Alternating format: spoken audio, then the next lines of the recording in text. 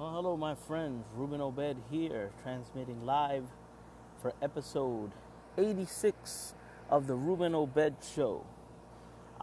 This show, this episode in particular, is about loyalty. I've noticed that in this day and age, loyalty is a concept that people seem to not understand, They don't understand what loyalty is. So I'm here to explain what loyalty is in a very easy manner. I'll give you an example. If you got a group of friends and one of your friends goes into the woods and there's an old shack, and inside that old shack you got 10 vampires. And all you guys know that in there's 10 vampires sleeping. But one of your friends, who happens to be an idiot, walks into the woods and starts throwing rocks at the vampires, right? And wakes the motherfuckers up, right? And all them 10 vampires running after his ass. And you hear the noise, you hear him screaming. So now what does loyalty do? Does loyalty say, fuck him, we told him not to go over there with them vampires there? Or does the loyalty say, fuck, that's our friend, we'll deal with him later, but let's go kill the vampires? See, loyalty will take you to kill the vampires first. Even if it was provoked by your friend, you kill the vampires. Then after you kill the vampires, then you tell your friend a new asshole and tell him, what the fuck is your problem? But the loyalty will take you to defend your friend. It's really simple, If your kid gets in a fight with another kid in school, right? You got to defend your kid. Why? Because the other kid's mom and dad are going to defend their kid. So what are you going to do? Going to blame your kid in front of the other kid's mom? No, you don't do that shit. You take your kid home. You defend him from the other kid. You get him out of there. That's called loyalty. You don't disgrace your kid in front of the other kid. So you bring your kid home, and then when you're home in your privacy of your own house, then you tell your kid, yo, why the fuck were you picking on that kid? See? You don't disgrace your kid in public. It's called loyalty. Loyalty is really simple.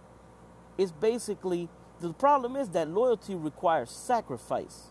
See, because if the guys said, nah, fuck that, I'm just going to stay here sleeping and I'm comfortable, and he's the one that went over there to wake up the vampires, then you're not loyal. You're not loyal to that person, because loyalty requires a sacrifice. It requires people to get out of their comfort zone and help somebody, even if you don't think they deserve it. Loyalty pushes you to be loyal to that person. So a lot of times we have those situations in family, that family, on top of the fact that you're facing a situation that is bad, then you got to deal with the fact that your own people aren't loyal to you, and it's really sad. It's really sad because, people don't understand they don't grasp loyalty anymore. People aren't loyal to their nation. They live in America, but they burn up the American flag. They live in America, but they talk shit about America.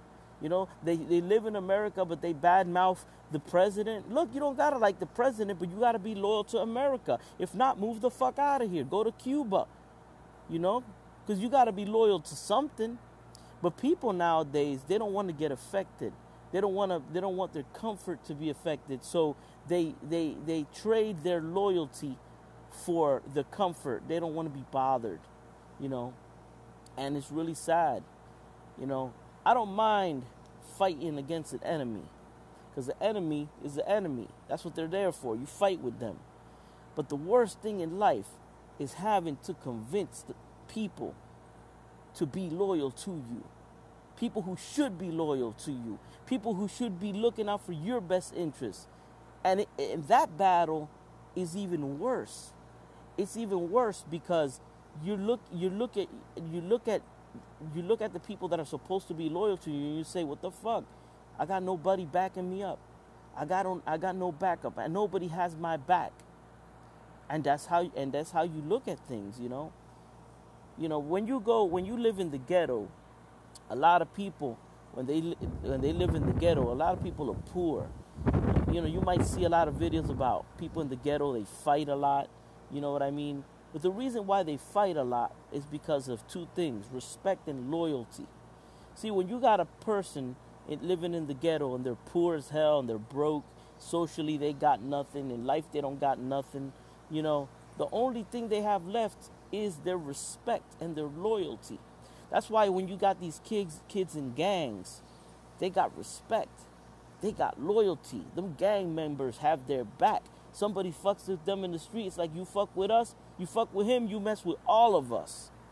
That's loyalty, and that's what's been lost in life.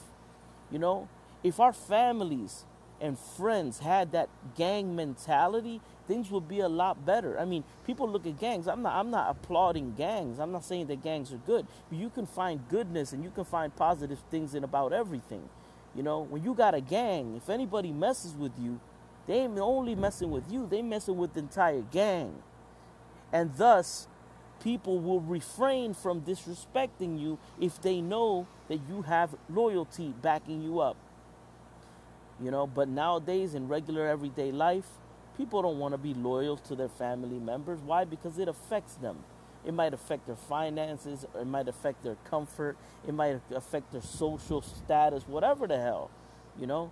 People got no loyalty anymore, and they don't seem to understand the concept of loyalty, because we live in a society that isn't thinking about us together. No, it's thinking about me. It's all about me. I gotta do me, my house, my car, my interests.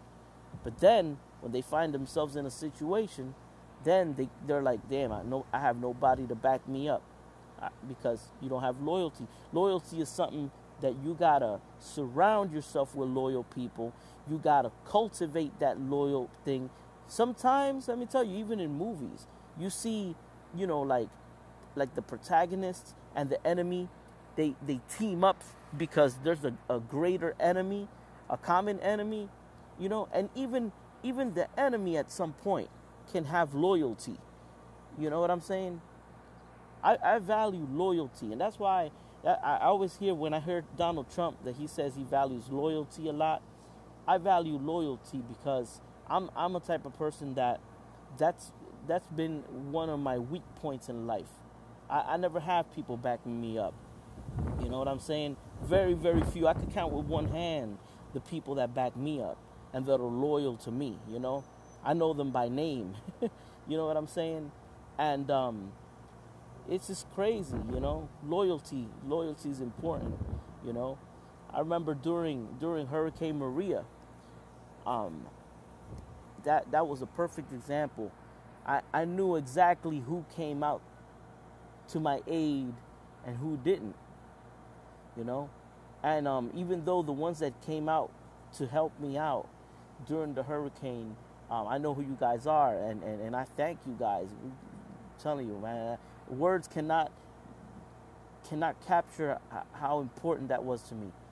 But at the same time, there were people that I thought were loyal to me, which proved otherwise, So loyalty, I'm telling you, loyalty is a trait that needs to be saved, We look at those MS-13 gangs. There's some horrible people, But within themselves, they got loyalty, We got to learn from them. We got to learn that if you mess with me, you mess with all of us, We got to be united. That's what it's all about. Union gives you strength, loyalty. And it's sad, man. It's sad that nowadays loyalty is practically gone. So if you have a person in your life that is loyal, even if they're rough around the edges, even if they're bad spoken, even if they're fucking, a thug, or even if they're ghetto, or even if they curse, whatever defect you can find in them, any defect is overpowered. and covered by loyalty. A loyal person is worth a ton of gold, man. A loyal person. A loyal person can save your life, you know. So, just, you know, I just wanted to explain to people, especially the millennials nowadays, you know, they don't know what loyalty is. So, I'm here to educate you. So this was episode 86 of the Ruben Obed Show regarding loyalty. Peace.